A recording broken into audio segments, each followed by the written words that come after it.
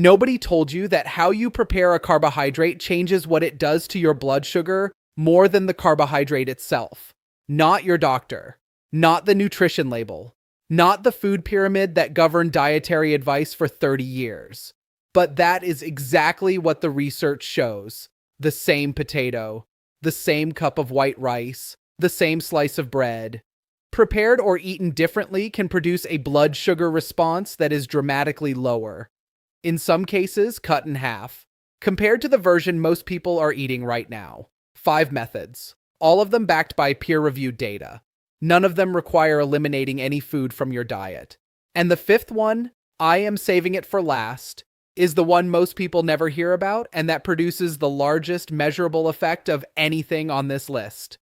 Let us start with the science that makes all 5 possible. Why preparation changes. Everything? Starch is not a single molecule. It is a combination of 2 distinct structural forms, amylose and amylopectin, that behave completely differently in your digestive system and that produce completely different blood sugar responses. Amylopectin is the branched, rapidly digestible form of starch. It is broken down by digestive enzymes almost immediately after reaching the small intestine, releasing glucose into the bloodstream in a fast, large wave. This is the component responsible for the blood sugar spike that follows a standard serving of white bread, freshly cooked white rice, or a hot baked potato. Amylose is the linear, slow-digesting form. Its tightly packed molecular structure resists rapid enzymatic breakdown. Glucose from amylose enters the bloodstream gradually, the same total glucose load delivered over a longer window, producing a blunted, manageable rise rather than a spike. Here is the critical piece of information that changes how you think about every carbohydrate you eat. The ratio of amylose to amylopectin in a food is not fixed. It is modified by temperature, by acid, by cooking method, and by what you eat before and alongside the carbohydrate. Every method I am about to give you works by shifting that ratio, either by increasing the proportion of slow-digesting starch or by slowing the enzymatic process that converts amylopectin to glucose. That is the mechanism. Now the methods. 1. Cool it before you eat it. When cooked starch cools, something structurally remarkable happens. The amylopectin molecules that were separated and gelatinized by cooking begin to reorganize, a process called retrogradation, into a tightly packed crystalline structure that digestive enzymes cannot efficiently break down. This transformed structure is called resistant starch. Resistant starch behaves more like dietary fiber than like digestible carbohydrate. It passes through the small intestine largely intact, producing minimal blood glucose response before being fermented by gut bacteria in the large intestine and producing short-chain fatty acids that independently improve insulin sensitivity. Research published in the European Journal of Clinical Nutrition found that cooked and cooled potatoes had a glycemic index approximately 25 to 30% lower than freshly cooked potatoes of identical weight. The same study found similar reductions for cooked and cooled rice compared to freshly cooked rice. The practical protocol: cook your rice or potatoes, refrigerate for a minimum of 12 hours, and then eat them cold, in a salad, in a cold grain bowl, or reheat them. The reheating does not fully reverse the resistant starch formation. Research published in Nutrients confirmed that reheated previously cooked and cooled white rice produced a significantly lower glycemic response than freshly cooked rice, even after reheating to serving temperature. The same rice, the same potatoes, 24 hours, and a refrigerator. Different blood sugar outcome. 2. Add acid. This is the method that surprises most people when they first hear the mechanism, because the effect is faster than the resistant starch approach and requires nothing more than a tablespoon of vinegar. Acetic acid, the active compound in vinegar, inhibits the activity of alpha amylase and alpha glucosidase, the 2 digestive enzymes most responsible for breaking down starch into glucose in the small intestine. When these enzymes are partially inhibited, the conversion of starch to glucose slows significantly. The same glucose load reaches the bloodstream over a longer window, the insulin response is smaller, the post-meal blood sugar peak is lower. A study published in Diabetes Care found that consuming 2 tablespoons of apple cider vinegar before a high-carbohydrate meal reduced postprandial blood glucose by approximately 20% in adults with insulin resistance. A separate study in the European Journal of Clinical Nutrition found that vinegar consumed with a white bread meal reduced the glycemic response by up to 36%, a larger reduction than most low glycemic food substitutions produce. The vinegar does not need to be consumed straight. A tablespoon of apple cider vinegar in a glass of water before the meal. A vinegar-based salad dressing consumed with or before the carbohydrate component of the meal.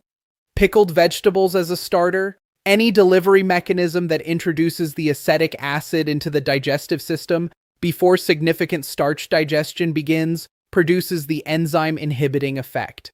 This is why traditional meal structures in many cultures that age well, Mediterranean meals beginning with an olive oil and vinegar salad, Japanese meals beginning with pickled vegetables, we're unknowingly implementing one of the most effective glucose management strategies that modern research has now validated.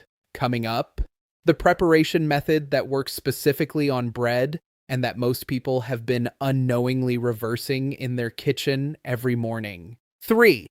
The bread rule that changes your toast. The glycemic index of bread is significantly affected by whether it has been toasted. And the direction of that effect is the opposite of what most people assume. Fresh bread has a soft, rapidly digestible starch structure. The moisture content keeps the starch gelatinized and highly accessible to digestive enzymes.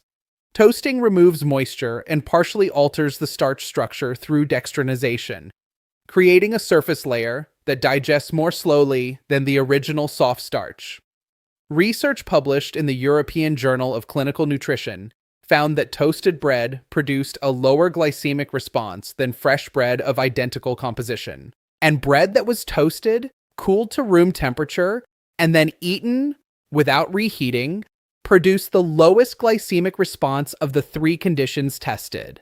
The cooling step matters because it allows the resistant starch retrogradation process from method 1 to begin operating in the bread, adding a second mechanism on top of the toasting effect. This means the standard behavior of toasting bread and eating it immediately while it is still hot is the least metabolically favorable of the available options. Toast it, let it cool, then eat it.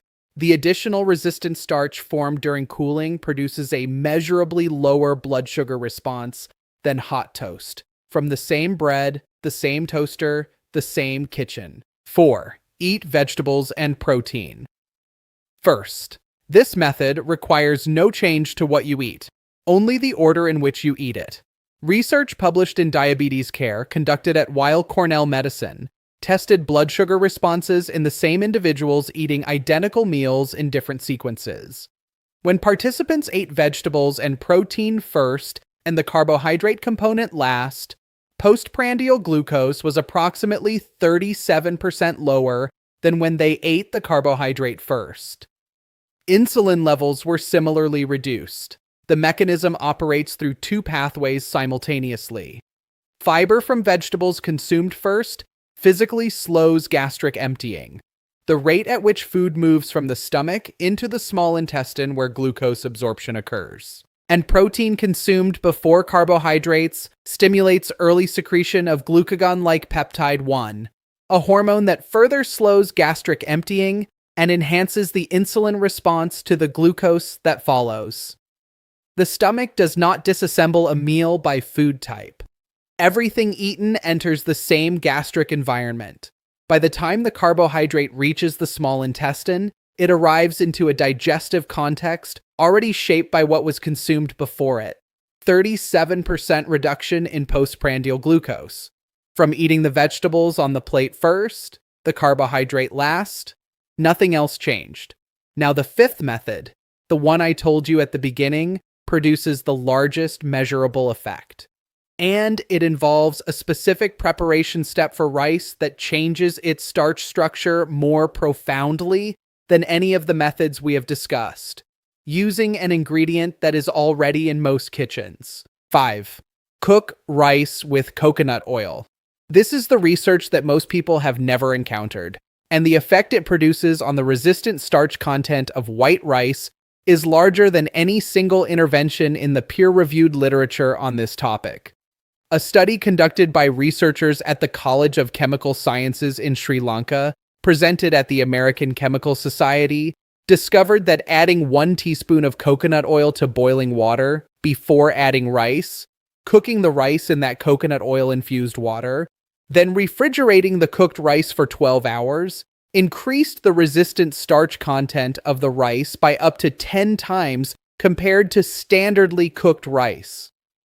The mechanism is the interaction between the coconut oil's fatty acid content, primarily lauric acid, a medium-chain saturated fat, and the amylose fraction of the rice starch. The fat molecules interact with the amylose during cooking, forming a stable fat-starch complex that resists enzymatic digestion more effectively than amylose alone. Combined with the retrogradation that occurs during refrigeration, the structural change to the starch is substantially more pronounced than cooling alone produces. The lead researcher, Dr. Pushparaja Thavaraja, estimated that this method could reduce the caloric absorption from rice by 50 to 60%, in addition to dramatically blunting the glycemic response. Because resistant starch yields approximately half the calories of digestible starch. The protocol is specific: 1 teaspoon of coconut oil per half cup of dry rice, added to the boiling water before the rice. Cook normally, refrigerate for a minimum of 12 hours, reheat or serve cold, 1 teaspoon, 12 hours. The same white rice your family has always eaten, producing a blood sugar response that is a fraction of what it was before. The 5 methods work through 5 distinct mechanisms. Use one and you get a meaningful reduction. Use 2 or 3 simultaneously. Cook and cool your rice with coconut oil. Eat it after your vegetables, with a vinegar-dressed salad beforehand. And the cumulative effect on your postprandial blood sugar is the kind of change that shows up in your HbA1c over 90 days. The carbohydrates were never the entire problem. How you handle them always was part of the answer. Now you have the specifics to act on it.